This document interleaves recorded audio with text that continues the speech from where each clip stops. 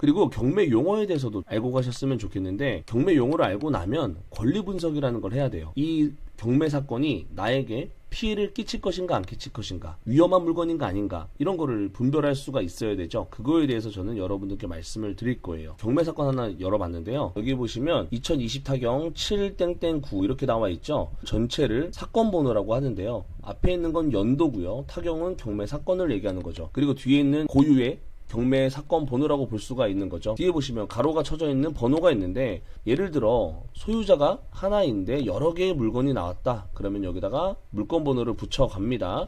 결국에는 물건 번호가 있다는 건 한 명의 소유자에게 여러 개의 부동산 경매 물건이 나왔다, 이렇게 보시면 되고, 물건 번호는 이 물건 번호마다 물건이 다르기 때문에 반드시 사건 번호와 물건 번호는 확인을 하셔야 된다는 거 말씀을 드립니다.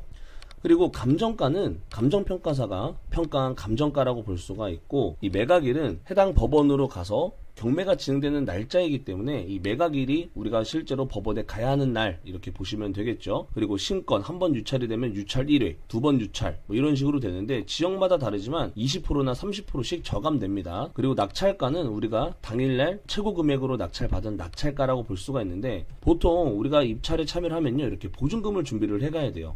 보증금이라고 한다면요, 이거는 신권에서 낙찰을 받아서 3,080만 원이지만 보통은 최저가, 우리가 한 번 유찰되면 감정가에서 한 번 유찰된 금액의 10%, 최저가의 10%입니다. 최저가의 10%가 입찰 보증금이다 라고 볼 수가 있는 거예요. 근데 이번에는 신권에 진행을 했던 물건이기 때문에 3,080만 원이라고 나와 있고요.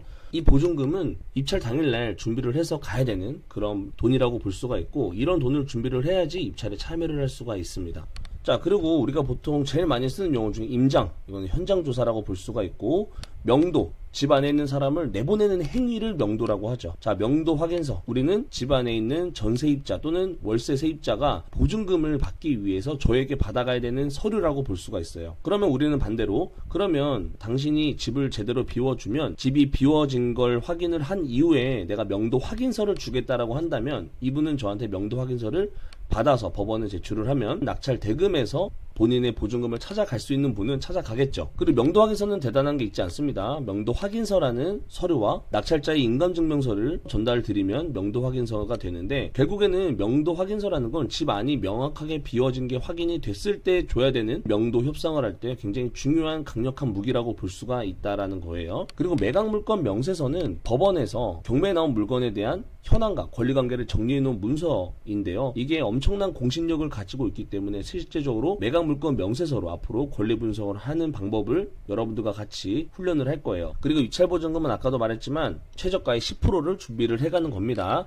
감정가의 10%가 아니라 최저가의 10%, 이 부분 잘 참고하시고, 이 정도 용어만 알아도 충분히 우리가 경매를 배우는 데 있어서 크게 어려움이 없다. 자, 그리고 우리가 이제 권리 분석이라는 걸 해야 되는데, 지금과 같이 이런 물건들이 있다라고 한다면 해당 임차인을 내가 책임을 져야 되는지, 책임을 지지 않아도 되는지, 이 부분을 판단을 하는 걸 권리 분석이라고 하거든요. 그래서 우리는 임차인 현황을 잘 봐야 되는데, 우리가 제일 중요하게 여기는 것이 바로 전입, 확정, 배당 신고라고 볼 수가 있습니다. 자, 특히 우리가 이런 물건 한번 볼게요. 근저당권 설정 이라는 건 우리가 주택담보대출, 우리가 집을 살 때 대출을 받는 걸 근저당권이라고 하거든요. 그러면 우리는 여기서 무조건 날짜 싸움을 해야 된다고 생각을 하시면 됩니다. 날짜가 제일 빠른 게 제일 강력한 거라고 보면 되는데, 여기 보시면 소유자 아래로 가장 먼저 오는 게 바로 2020년 9월 1일 근저당권 설정이 가장 먼저 오는 권리라고 볼 수가 있는데, 우리는 이거를 말소기준 권리라고 합니다. 가장 기준선이 된다라고 말씀을 드리는데, 그러면 우리가 부동산 경매에서 제가 만약에 낙찰을 받으면 이 밑에 있는 것들이 소멸하는지 아니면 나에게도 인수가 되는지, 이런 부분을 우리가 알 수 있어야 되거든요. 바로 이거를 권리 분석이라고 하는데, 말소기준 권리의 종류는 여러 가지가 있지만 가장 많은 게 바로 근저당, 저당, 우리가 집을 샀을 때 은행에서 빌리는 돈을 근저당, 저당이라고 하죠. 그 외에 압류, 가압류, 담보, 가등기, 경매, 기입 등기, 이런 말들이 있지만 제일 흔하게 나오는 것들이 바로 저당, 근저당 또는 압류, 가압류, 이렇게가 제일 많은 것 같아요. 그래서 앞에서도 말씀드렸지만 날짜가 제일 빠른 게 바로 근저당권 설정이었고, 우리는 이거를 기준선이라고 말씀을 드리면서 말소기준 권리가 된다라고 말씀을 드립니다. 그래서 이 날짜보다 느리게 오는 거는 다 모두 소멸된다고 볼 수가 있는데, 만약에 이거보다 빠른 날짜가 있다면 우리가 신경을 써야 되는 부분이죠. 그래서 우리는 이 부분에 대해서 인수하는 게 있는지 없는지를 파악을 하는 이런 행위를 권리분석이라고 하고, 이 부분이 가장 중요하다고 볼 수가 있습니다. 이 날짜보다 더 빠른 녀석이 있는지 또는 더 느린 녀석이 있는지 확인을 해보고 우리는 권리분석을 진행을 해야 돼요. 날짜 싸움 한다. 다시 한번 기억해 주세요. 자, 이런 물건도 한번 볼게요. 자, 우리가 2019년 7월 23일 가압류가 여기 나와 있죠. 이 가압류가 말소기준 권리 기준선이 되는 건데, 이 날짜보다 빠른 게 있는지 한번 봐야겠죠. 2019년 5월 1일 임차권 설정이 되어 있는 김모 씨의 1억 6,500만 원이 있습니다.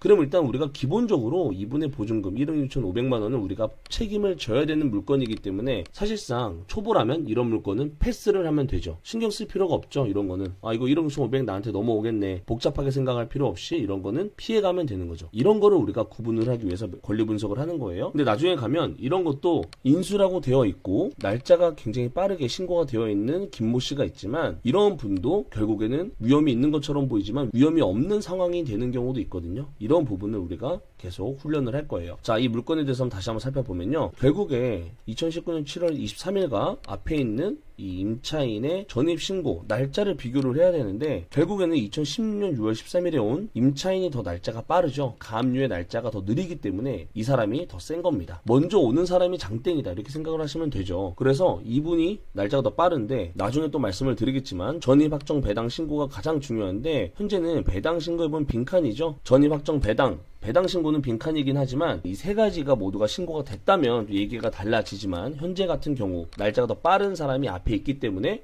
우리는 이 사람의 보증금을 책임을 져야 된다. 그래서 이런 사람을 전문용어로 대항력 있는 임차인이다, 이렇게 말씀을 드립니다. 자, 그러면 전입, 확정, 배당 이 세 가지가 왜 중요하냐면요, 전입은 우리가 이사 왔을 때 제일 먼저 신고하는 게 전입 신고죠. 그리고 확정 신고도 같이 보통 합니다. 각각의 뜻을 한번 살펴보면요, 우리가 여기 이사 왔을 때 신고하는 그 날짜 기준으로 이 날짜보다 느리게 들어온 이런 가압류 같은 것들이 있어도 상관이 없어요. 하지만 가압류가 있는 상태에서 내가 전입 신고를 했다, 그러면 우리는 가압류에 대해서 인지를 하고 있었다 생각을 하고, 이미 우리는 위험에 처해 있는 상황이라고 볼 수가 있는 거죠. 자, 여기서 제일 중요한 게 그 날짜가 모든 사건의 그 날짜가 기준이 되는 거예요. 이 기준에 따라서 지금같이 이런 가압류가 걸려있는 날짜와 싸움을 할 수 있는 이런 기준 날짜가 되는 거고, 확정 같은 경우는 나중에 우리가 법원으로부터 돈을 배당을 받을 때 확정 날짜 순으로 돈을 배당을 해준다, 이렇게 생각을 하시면 되고, 배당, 지금 여기는 배당 날짜가 없죠. 배당 신고를 해야지만 내가 낙찰 대금에서 돈을 받겠다는 의사 표현이 된다 안 된다를 알 수가 있는 내용인데, 만약에 여기에 배당 신고가 되어 있었다라고 한다면 이 사람은 이 세 가지가 다 신고가 되어 있었기 때문에 낙찰 대금에서 1억 6,500만 원을 돌려받겠다, 그리고 부족한 거는 낙찰자한테 다 받아서 처리하겠다라는 뜻이고, 지금 여기 보시면 배당 신고가 안 돼 있다라는 건 낙찰 대금에서 받지 않겠다라는 뜻이죠. 그러면 쉽게 말해서 낙찰자가 있다면 낙찰자랑 나랑 개인적으로 1억 6,500을 받겠다라는 뜻이기 때문에 전입정 배당 신고가 다 되어 있는지 안 되어 있는지는 계속 확인을 해야 돼요. 우리는 이 부분도 앞으로 계속 같이 훈련을 할 예정입니다. 그래서 결국에는 현재 임차인과 이런 말소기준 권리 날짜 싸움을 해서 날짜가 빠른 경우 빠른 것이 더 승리를 하는데, 지금은 임차인이 더 날짜가 빠르기 때문에 임차인에 대한 보증금을 우리가 떠안아야 되는 그런 사건이다 라고 볼 수가 있는 거죠.